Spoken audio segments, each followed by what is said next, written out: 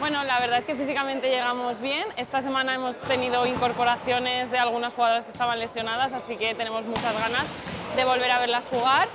El partido del miércoles es contra Algar, contra Murcia, y vienen jugando muy bien sus últimos partidos y la verdad es que es un partido que tenemos muchas ganas desde que lo tuvimos que aplazar.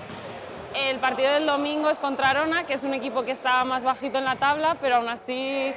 compite muy bien y está jugando muy bien sus últimos partidos, así que esperamos poder jugar bien, tanto el fin de semana que es aquí en casa, que es nuestro último partido,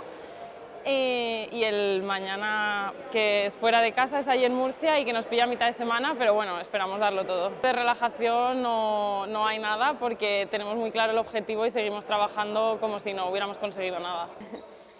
Nada, quería agradecer la afición que tuvimos el último partido que jugamos en casa, que la verdad es que nos sentimos súper arropadas, y quería invitar a todo el mundo a que viniera el domingo a las 12 para seguir animándonos en el último partido en casa.